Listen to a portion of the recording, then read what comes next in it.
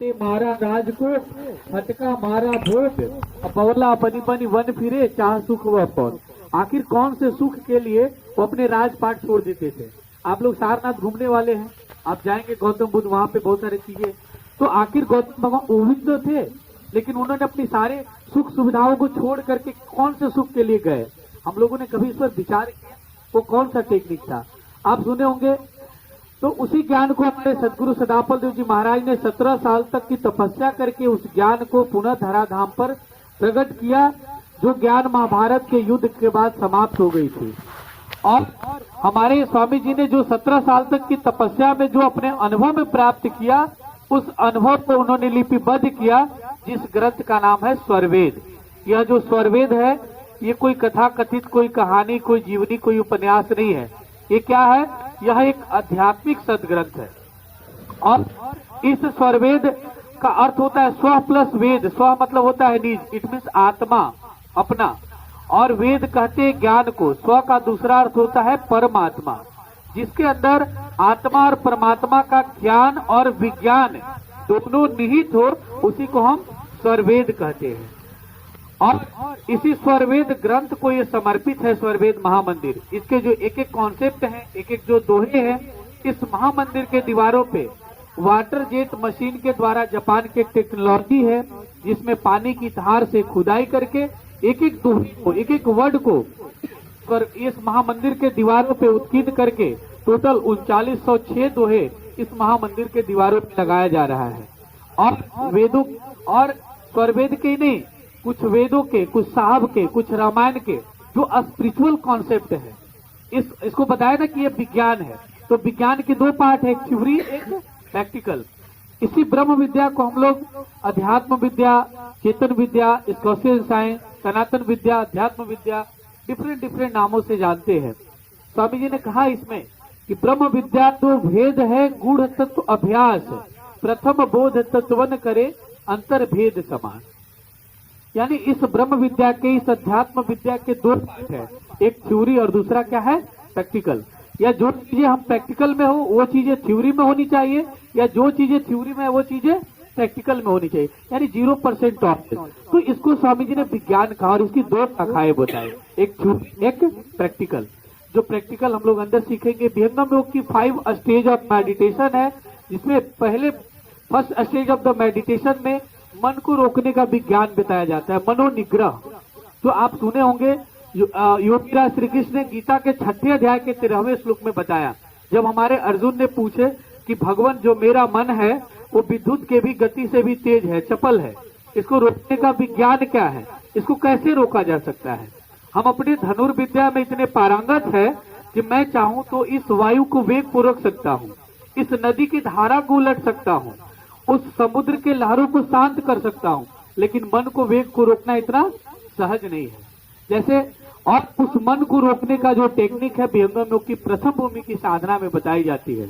आज आपको सर भी क्लास में या आपके पेरेंट्स भी बोलते होंगे, बच्चों मन लगा के पढ़ो, मन लगा के इस कार्य को करो, लेकिन वो मन लगता कैसे है, उसको लगाने का टेक्निक क्या है। हम लोग विवेकानंद के बारे में सभी लोग जानते हैं। विवेकानंद एक बार पढ़ लेते थे तो उन्हें याद हो जाता था, उनकी जीवनी हम लोग को प्रेरणा के लिए सबको बताया जाता है। आखिर वो ऐसा क्या करते थे जो उन्हें एक बार पढ़ लेने में याद हो जाता था? आखिर वो कुछ तो करते होंगे ना, वो क्या करते थे? वो विवेकानंद हम क्यों नहीं बन सकते? वो उनकी जो इनका जो याद करने की जो क्षमता थी उतनी हाई थी, तो हमारी वो क्यों नहीं डेवलप हो सकता? वो विहंगम योग की प्रथम भूमि की साधना से हो सकता है। वो भी यही करते थे जो भी किए। आज हम लोग अर्जुन का भी बताया जाता है, जो बाल्यकाल में जब उनको परीक्षा लिया जा रहा था, मछली की आंख को जब वो पेड़ में लटकाया गया था मछली को, तो पूछते हैं कि एक एक करके, तब उनको गुरुजी, आप लोग सभी लोग जानते हैं कहानी, तो आखिर उनका कंसंट्रेशन पावर इतना स्ट्रॉन्ग कैसे था? आखिर उनका विल पावर हमारा भी क्यों स्ट्रॉन्ग क्यों नहीं हो सकता? तो आज के इस वैज्ञानिकों ने जो विहंगम योग की प्रथम भूमि की साधना है, जिसको आज नया नहीं है, ये गीता के 6ठे अध्याय के 13वें श्लोक में भी बताया गया। आप लोग गीता, कई लोग वेद गीता सबको याद होगा, लेकिन पूछा जाए कि टेक्निक क्या, कोई नहीं बताएगा, ये कोई नहीं बताता है। तो आज ये टेक्निक ये विहंगम योग में बताया जाता है या सिखाया जाता है, जिसके विहंगम योग में रिसर्च ऑन विहंगम योगा मेडिटेशन। आज इस विहंगम योग की मेडिटेशन पे नासा से लेकर के दर्जनों साइंटिस्ट लगभग इस विहंगम योग के मेडिटेशन पे रिसर्च किए हैं। डॉक्टर रवि प्रकाश मिश्र जी एक मनोचिकित्सक के बहुत बड़े वैज्ञानिक हैं। कई लोगों ने रिसर्च किया। क्या किया, शॉर्ट में आपको बताते हैं। 192 EEG के द्वारा एक परीक्षण किया, टेस्ट किया। आप लोग जानते होंगे एक स्लीप केस स्टडी किया जाता है वो सब। तो उसमें हमारे मस्तिष्क के अंदर 3 प्रकार के रे पाए जाते हैं, अल्फा, बीटा और गामा। तो देखा गया कि before meditation and during meditation 2 तरह के लोग लिए गए, जो एक रेगुलर जो जुड़े हुए हैं मेडिटेशन से उसको रेगुलर करते हैं, एक जो नहीं जुड़े हुए हैं, एक मेडिटेशन करने के पूर्व और एक मेडिटेशन करने के बाद। तो देखा गया कि जो इस मेडिटेशन को रेगुलर कर रहे हैं या करने के बाद, तो देखा गया कि उसके अंदर अल्फा रे काफी तेजी से इंक्रीज हो रहा है विथ रिस्पेक्ट टू बीटा रे। जो यहाँ पे शॉर्ट में ग्राफ दिखाया गया है, आप लोग गूगल में इसका पूरा डिटेल कंटेंट मिल जाएगा, कैसे कैसे इस पे रिसर्च किया गया है। तो इसमें देखा गया कि अल्फा रे काफी तेजी से इंक्रीज कर रहा है विथ रिस्पेक्ट टू बीटा रे।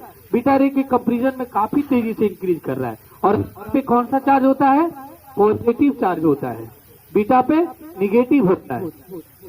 तो देखा गया कि अल्फा रे के बढ़ने से हमारे अंदर क्या हो रहा है, पॉजिटिव चार्ज बढ़ रहा है। पॉजिटिव चार्ज बढ़ने से हमारे अंदर क्या हो रहा है, पॉजिटिव वेव्स बढ़ रहा है। उससे हमारे अंदर क्या हो रहा है, सकारात्मक ऊर्जा का संचार हो रहा है, जिससे हमारा कॉन्फिडेंस लेवल बढ़ रहा है, हमारा विल पावर बढ़ रहा है, काफी सारे हमारा सेल्फ मोटिवेशन बढ़ रहा है, काफी सारे चेंजेस देखने को मिला, जैसे आप देखे होंगे। और जब हमारे अंदर बीटा रे बढ़ेगा तो निगेटिव चार्ज बढ़ेगा, उससे निगेटिव वेव, तो उसमें क्या होगा, कोई डिप्रेशन में चला जाता है, लगता है हमसे ये काम नहीं होगा, है ना। आज के जो युवा पीढ़ी है देख ही रहे, गलत चीजों में जो नकारात्मक विचार उनका जा रहा है, उसी से लोग सुसाइड भी करते हैं, कई तरह से स्थिति में चले जाते हैं। उनको लगता है हमसे ये नहीं होगा। वो किस कंडीशन में हो जाते हैं, जब उनके अंदर नकारात्मक एनर्जी चली जाती है, जो बीटा वेव। तो इस मेडिटेशन से ये बहुत ही पावरफुल है। और हमारे साइंटिस्ट लोगों ने बताया कि बेनिफिट्स ऑफ विहंगम योगा मेडिटेशन, कि यदि इस मेडिटेशन को आप रेगुलर करते हैं 10 मिनट सुबह और 10 मिनट शाम, तो आपको क्या बेनिफिट मिलेगा, फिजिकल बेनिफिट ये मिलेगा और मेंटल बेनिफिट ये होगा, जो आप लोग देख ही रहे हैं। आजकल नींद की गोली खा करके सो रहे हैं, तो हमारा बेटर स्लीप होगा, काफी सारे हमारे अंदर बहुत सारे इंप्रूवमेंट होंगे। उसके बाद हमारा मेंटल डेवलपमेंट भी होगा। आज हम डी एडिशन, जो आज जान रहे हैं कि आज लोगों को गलत लत लगती है, वो मोबाइल आजकल कई तरह का लत है, कई तरीके से लत लगती है। तो कई सारी चीजों को, हमारे इमोशंस को बैलेंस करता है, हमारे इम्यूनिटी सिस्टम को बढ़ाता है, मेमोरी पावर को डेवलप करता है। आप अभी बच्चे फिर आगे जाकर के बहुत सारे ऐसे स्टेज आएंगे जहाँ पे आपको सेल्फ डिसीजन लेने की जरूरत होगी। तो ये हमारे पूरे लाइफ के लिए, इस सबके लिए इम्पोर्टेंट है, चाहे वो स्टूडेंट हो, चाहे वो टीचर हो, चाहे जॉब कर रहे हो, चाहे वो बिजनेस कर रहे हो, चाहे एक लीडर हो, सबके लिए ये मेडिटेशन बहुत ही आवश्यक है। और सबको अलग अलग रूप में लाभ मिलेगा, सबको एक ही रूप में नहीं मिलता है। स्टूडेंट है उनको अलग रूप में मिलेगा, टीचर्स को अलग रूप में दिखेगा, सबको अलग अलग, पेरेंट्स को अलग रूप में। तो ये मेडिटेशन सबके लिए आवश्यक है। और आप लोग के पास समय का भी अभाव है, सर बता रहे हैं, यदि आप लोग बाद में कभी सीखना चाहें तो इस मेडिटेशन को आकर के सीख सकते हैं। लेकिन यहाँ पे सिखाया जाता है, रेगुलर आने की जरूरत नहीं होती है। आपको यहाँ पे एज ए डेमो बता दिया जाएगा, 10 मिनट अंदर टाइम लगता है, और उसके बाद इसको नियमित घर में करना होता है। आप जब भी पढ़ाई कर रहे हैं, स्टडी करने से पहले 10 मिनट मेडिटेशन कर लीजिए, आपको इसको 2-3 महीने में खुद ही लाभ दिखेगा। ये बोलने की किसी को जरूरत नहीं है। ऐसे आप पढ़ रहे हैं, ऐसे आप होमवर्क याद कर रहे हैं, बोलते हैं ना कि एग्जाम का टाइम आ गया, आप लोग अच्छे से पढ़ाई करो, होमवर्क अच्छा से करके आओ। लेकिन आप करते तो हैं, सर क्लास में पढ़ाते तो सबको है बच्चों को, लेकिन वही कुछ बच्चे हैं जिनको बहुत जल्दी याद हो जाती है, कुछ बच्चों को बहुत लंबा टाइम लगता है।